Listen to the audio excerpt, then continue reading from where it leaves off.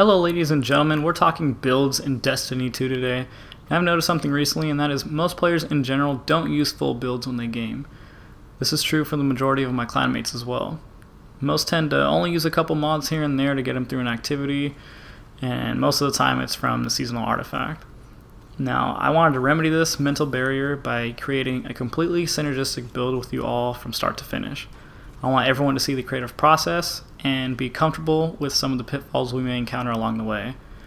Now, we're going to make something more PvP centric since it's a little more straightforward. However, we may revisit this topic again when more 3.0 subclass changes are introduced. But before we get into the process itself, let's answer what a build is and why would you want one? Well, with the 2.0 armor update that happened quite a while ago and the 3.0 subclass changes that are currently ongoing, Destiny 2 is finally realizing its potential to build craft for both PvE and PvP. I even have some old D1 videos on this channel that are about build crafting possibilities even back then, but I digress. In D2, some fun and interesting gameplay opportunities arise via the inclusion of combat mods. So what are combat mods? Good question, everyone. I'm glad you asked. Let's answer that now. Combat mods are modifiers that can be equipped on your gear, which alters your playstyle significantly. A random set of 4 a day can be purchased from Ada 1 in the tower. Currently, there are only 3 types of combat mods in the game. They are Charge with Light, where you get a Charge with Light stack whenever you absorb an orb of power. Warmind cells generate a glowing orb, which can be destroyed or collected. And finally, elemental wells, which are elementally charged energy pools, which can also be absorbed. Combat mods have 2 subtypes as well. Generators create orbs, cells, or wells that you desire, and activators perform an action with that which was generated. It's a marriage between the two. You can't have one without the other, or no reaction will occur. Really quickly, let's talk about armor. You can slot these mods into your armor as long as you have enough energy available to do so. The energy of an armor can be increased to a maximum of 10 if you choose. Increasing an armor to 10 energy is considered masterworking that piece, and you'll be granted an additional +2 to all character stats. Armors also have energy affinities which can be changed at any time from Glimmer. Some mods are restricted from being inserted into these armors without matching affinities. With that said, let's take a look at the mod section and start piecing this baby together.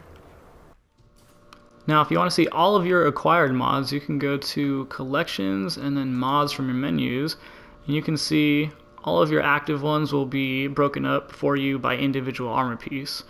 Each individual piece has its own set of mods you can choose from, and we're going to go to Combat Style right now because that's where our combat mods are located. And we are going to choose some for PvP, and really the only true PvP build you can make is a high energy fire build because it gives us a damage boost while we're charged with light. So how do you become charged with light? Well, there's a mod for that too. We're going to go with the classic Taking Charge.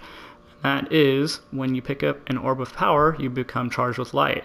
Now, orbs unfortunately won't be abundant in PvP, so we want an alternative method to become charged with light.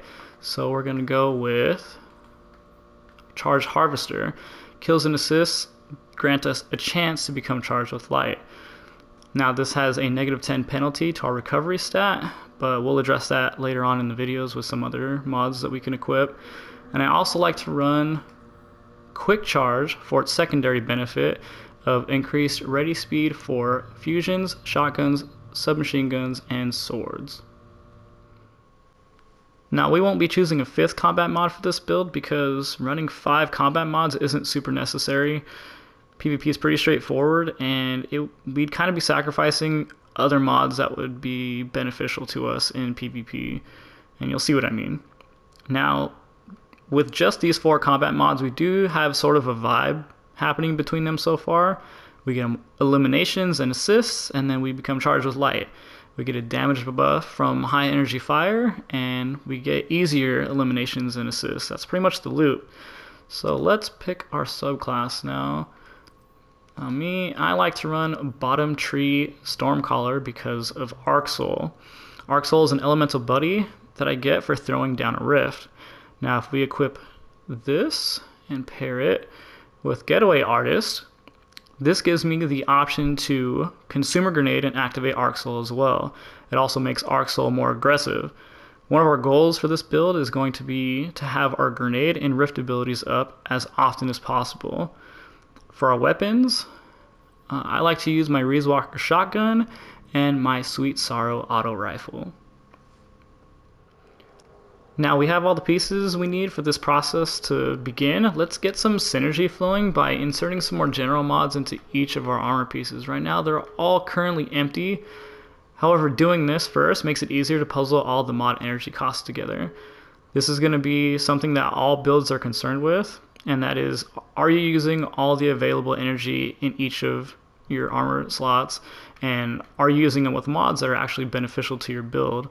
Now, a lot of the iterations for this build in particular happened off screen, but it's completely optimized now and you don't have to worry about doing that on your own. However, you might have to worry about doing that for your own builds. Now, if we go back to our helmet options, you'll see that for our mods here, we have some super ability mods, which aren't great. We also have some ammo finder ones, which are for PvE, so we won't be using those. However, we do have some targeting mods, and an auto rifle targeting and a shotgun targeting will help us with our ADS speed. So those are greatly beneficial to us in PvP. So let's go back to our helm and slot those in. So we're going to have an auto rifle targeting and a shotgun targeting. So if we go back to our arms, we can see all of our mods in there. And we're going to have some ability mods in here again, which aren't super great. We're going to have some reload mods, which are usually what you would want to go with in PvP. However, my weapons have some pretty good reload speeds on them. So instead, I'm going to go with my, there it is, shotgun dexterity for faster ready and stow speeds. So if I'm ever in a pinch in PvP and I want to pull out my shotgun really quick just to get some pressure off me, I can do that with this mod. I also want to grab a grenade kickstart because this falls in line with the goal of the build, which is to have our grenade and rift abilities up as often as possible. So let's do that. Let's go back to our arms and slot those in. So we are going to have grenade kickstart, and where is the shotgun one? Oh, we're going to get stuck trying to find it. There it is. Now, one of the important things about this is in slotting a stasis mod here, it locks our affinity to stasis for our arms. So our combat mods can't just be placed anywhere anymore because this one is locked to stasis. So one of our combat mods either has to be stasis or it has to be neutral. So this is where puzzling the build kind of comes into place, as all mods can't just be slotted anywhere anymore. Now if we go back to our mods, we can look at our chest options, and we're going to have some resistances here, and we're also going to have some reserves, and these are going to be more for PvE, so we're not going to worry about those. However, in our chest we can get unflinching mods, and that helps us stay on target a little bit more, and luckily for us it's only a cost of 2 for our auto rifle. So let's go back and slot those into our chest, and where is it? There it is. Now luckily for us, we can double stack it, and it's going to have diminishing returns, but it'll be beneficial nonetheless. So let's go back to our mods so we can check out what we have for our legs, and we have some ability mods here, which are again mediocre at best. And we also have some holster mods, which are some of the worst mods in the game and to be avoided at all costs. Normally the play here would be to run scavenger mods. These give you extra ammo back for your special weapons. However, because of the ammo abuse in PvP, we have already received confirmation that in Season 17 these will be disabled for PvP. So instead of settling for mods that are going to be just barely beneficial to us, we will just leave our leg energy wide open for now. Now let's go check out our class item mods. And we're going to have some finisher mods here, and those are for PvE, so we're going to forego those. And instead, we're concerned with perpetuation and utility kickstart. Now, both of these mods work in the same way, which is when we use our class ability, which is our rift, we get a chunk of it back sooner. Now, some outstanding community members have tested double kickstart versus double perpetuation against each other, and utility kickstart beats out perpetuation by just a couple seconds. So we're going to go back to our class item, and we're going to slot those in instead since it's the best. And again, this is going to lock us to the stasis affinity. Now we've added a pretty good layer of synergy to our build by inserting all of our general mods. So let's worry about our combat mods. Some things to consider: the hefty penalty that Charge Harvester is going to inflict on our recovery stat, and the total cost of quick charge since we are chasing the secondary benefit of that mod. So let's worry about quick charge first. We can't slot quick charge here because it's arc, and this is locked to stasis, and that goes the same for our bond. So instead, our boots are wide open. Let's slot quick charge into here. I think that's a dog outside. How dare you, dog, while I'm recording. Let's put quick charge here, and you'll notice the secondary benefit of greatly increased radius speed of all of those weapons is grayed out. Now the reason is because we need to pair it with an additional arc mod for it to be active. And you can see once we slotted invigoration in, which is barely beneficial to us, it activates the secondary benefit of quick charge. So that takes care of that. And now our leg piece is locked to the arc affinity. So now let's worry about Charge Harvester. Comparing our chest to our head is using more energy than our chest currently, so I'm going to put Charge Harvester here instead. And oh, there it is. And then for our head, I'm going to insert taking charge. Where are you? There it is. And our bond will take the high energy fire. Now at this stage we should be worried about building up our stats, which is our mobility, resilience, recovery, discipline, intellect, and strength. Now I always run tier 10 discipline in both PvE and PvP, so let's do that now. And as you can see, going into my chest, I have 3 unused energy here in this slot, so I'm going to equip discipline, which gives me a plus 10 here, and that'll max out my discipline and give us back our grenades around every 40 seconds is what it says here. Now this paired with the grenade kickstart, I should be getting my grenades back in even less time than the 40 seconds mentioned at the tier 10.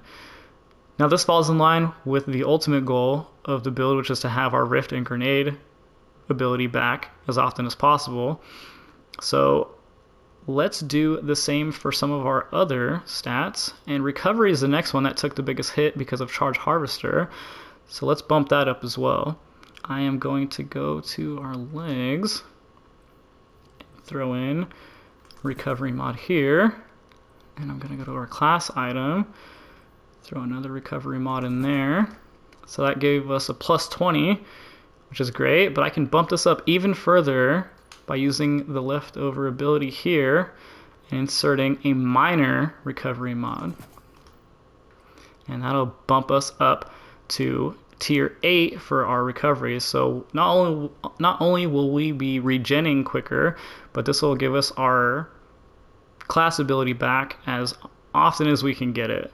So that's pretty much the loop. If our grenade energy is ever expended, then hopefully we'll have a rift ready to go, and vice versa. If our rift is gone, we should always have a grenade ability up. And last but certainly not least, our last stat bump is going to come by way of our resilience. Now currently it's at a tier 5, however we can get that by squeezing the last juice out of our energy and inserting a minor resilience mod. And that'll bump us up to tier 6. And resilience increases the amount of damage we can take before dying. And this is kind of the minimum of where you want to be for anything PvP. And that will wrap up our build. We chose the things we wanted. We were able to puzzle them all together. Everything is cost optimal from top to bottom, and everything synergizes well. Now, if you want to support this channel directly, head over to the BioWare gear store. They have all the gear from all of your favorite BioWare franchises. If you're a Mass Effect fan like myself, they have everything from collectibles, art, and apparel. Maybe show off those gains you've worked so hard for this year with an N7 tank, or its glitch variation just in time for summer. Just don't forget to use my discount code at checkout for 20% off your next purchase. The link and the details are in the description below. Now, I hope this video helped you guys out in any way. If it has, do all the normal things you would do with the video. I'll be in the comments if anyone has any questions. Thank you all for watching, and I'll catch you on the next one.